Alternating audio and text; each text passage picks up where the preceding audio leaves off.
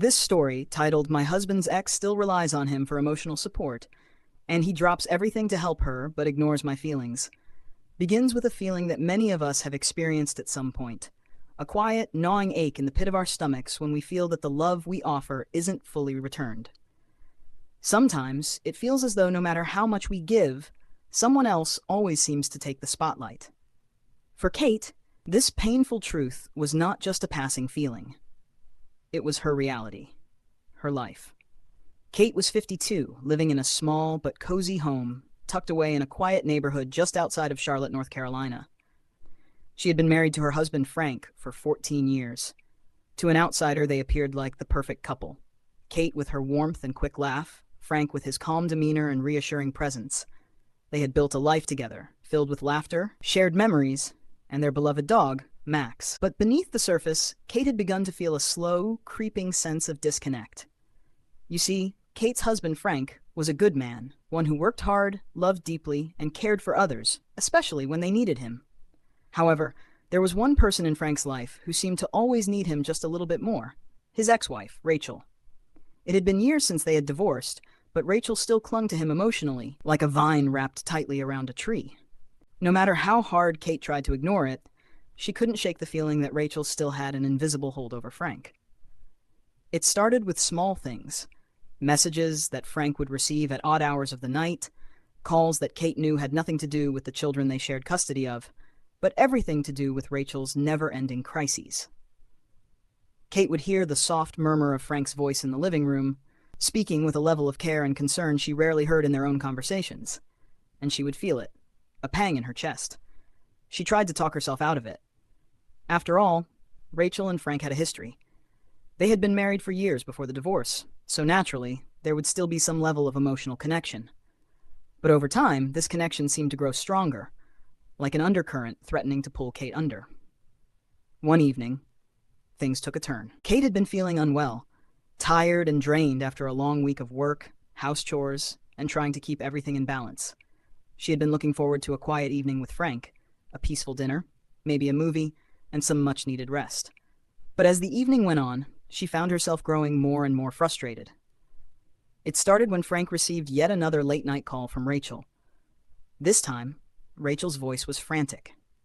"Frank, I don't know what to do. I'm feeling really overwhelmed with everything. Can you come over and just talk to me?" Kate had heard enough of these calls. She had been patient, understanding even, but tonight felt different. She felt like she was on the edge of something, a breaking point. Frank, of course, without hesitation, jumped to his feet, muttering that he would be right there. As he grabbed his jacket, Kate stood frozen in the doorway, watching him. "Frank," she called out, her voice trembling, "are you really going to go to her again? After all these years, all she's done, you're still putting her first?" Frank froze for a moment, looking at her with confusion, before his face softened. "Kate, it's not like that. She's in a bad place. I can't just leave her hanging, especially when she's struggling like this." But the words didn't comfort Kate. They stung. She had heard them too many times before. It wasn't just about Rachel's struggles, it was about the fact that every time Rachel called, Frank would drop everything. Yet when Kate needed him, when she simply asked for his attention, his time, she was left standing in the background, waiting. It was as if she had become the afterthought, the backup plan to Rachel's never-ending emotional turmoil. "I understand that she's going through something," Kate said, her voice catching. "But what about me? What about us?" Frank sighed, clearly exhausted from the tension that hung between them. "You know I love you, Kate. I don't want you to feel like this. But Rachel she's not asking for much. She just needs someone to listen." Kate felt the lump form in her throat. "I need someone too, Frank. I need you. But it's like you're always there for her, and I'm just here, waiting for you to notice me." The words hung in the air like a heavy fog. Frank stood there for a moment, looking at her, and for the first time in a long time, Kate saw something else in his eyes. Guilt. But it was fleeting, and soon it was replaced with his usual calm exterior. "I'll be back in an hour, Kate. Just try to get some rest, okay?" And with that, he was gone, leaving Kate standing there, feeling more alone than she had in years. She collapsed onto the couch, the weight of everything pressing down on her chest. How had it come to this? How had Rachel, the woman who had once been his wife, the woman who had broken his heart and left him, become the one he seemed to care for more than her?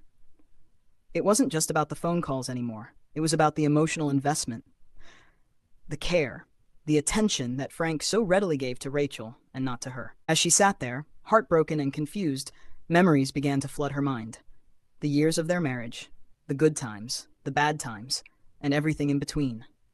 She had always been the one who supported Frank, who encouraged him, who listened to his worries. But now it felt like she was fading into the background, a mere shadow in a story that wasn't hers anymore. As the days passed after that night, Kate tried her best to push aside the sadness and frustration that lingered in her heart. But no matter how hard she tried, the truth kept nagging at her. Every time Frank left to help Rachel, it felt like he was slowly slipping away from her. And each time he came home, he was a little more distant, a little less engaged, as if the emotional weight he carried from those late-night phone calls and visits to Rachel's house was draining him dry. Kate had always known Frank was a compassionate person, the kind of man who would do anything for those he cared about. But what she didn't realize was how far he would go to help someone who wasn't even in his life anymore. One evening, as Kate was sitting alone at the kitchen table, she heard the familiar sound of Frank's car pulling into the driveway. It was late again, far later than she had expected him to be. He opened the door quietly, as though trying not to disturb her. Kate looked up from the papers she had been absent-mindedly sorting through, but her gaze wasn't soft. It was tired. Tired of feeling like an afterthought. Tired of feeling like she was constantly competing for Frank's attention. "Frank," she said, her voice steady but strained. "What happened this time? Why are you so late?" He sighed, rubbing a hand through his hair, clearly exhausted. "Rachel had a breakdown, Kate. I couldn't just leave her like that. You don't understand. She's not doing well."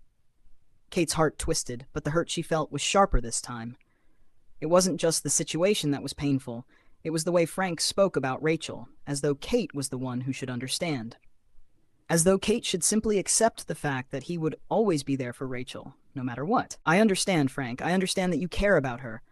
But I need to know something," Kate said, her voice quiet but filled with emotion. "Do you still love her?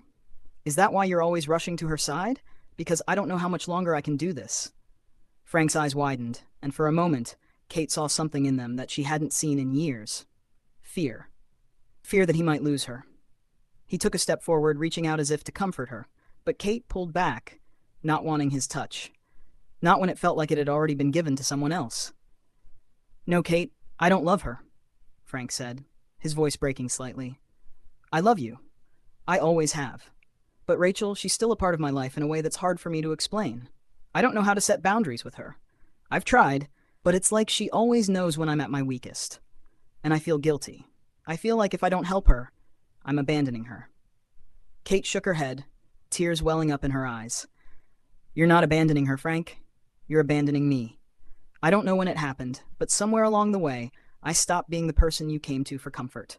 I stopped being the person you looked to for support. It's always her, and I'm left here, trying to figure out where I fit in this equation." Frank stood frozen, his expression one of helplessness. "Kate, please. I don't want to hurt you. You're everything to me. You have to believe that." But the words felt empty. They didn't carry the weight they once had. Kate had heard them so many times, but they no longer made her feel secure. How could she trust him when he was constantly giving pieces of himself to someone else? Days turned into weeks, and the tension between them grew. It wasn't just the late-night calls anymore.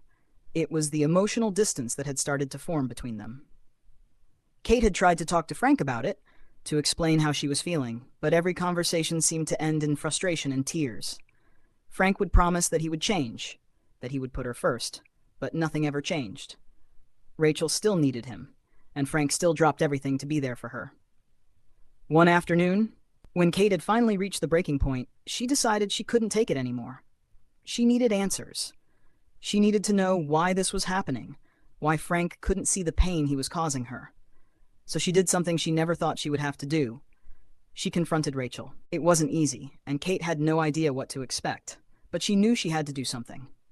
If Frank wouldn't listen to her, maybe Rachel would. Maybe Rachel would understand the hurt she was causing. Kate made the decision to drive over to Rachel's apartment, her heart pounding in her chest as she thought about what she might say. She arrived late in the afternoon, and when she knocked on the door, Rachel opened it slowly, a surprised look on her face. "Kate," Rachel said, her voice soft but guarded. What are you doing here? I need to talk to you, Kate replied, her voice shaking slightly. I need to understand something. Why does Frank keep running to you every time you call? Why does he drop everything for you, even when it hurts me? Rachel looked at Kate for a moment, and then her eyes softened. I didn't mean to hurt you, Kate. I know it's not easy for you, but Frank has always been there for me, and sometimes I don't know who else to turn to. He's been my rock, and I guess I've just never let go of that. Kate felt a surge of emotion. Rage, sadness, confusion. All of it swirling together. But you have to let go, Rachel. He's married to me now. He's supposed to be here for me, not you. I know, Rachel said quietly. I know. But I'm scared, Kate. I'm scared of being alone.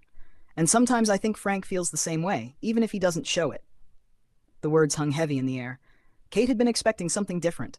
An apology. An acknowledgement of the hurt she had been feeling. But Rachel's words made it clear that the problem wasn't just with Frank.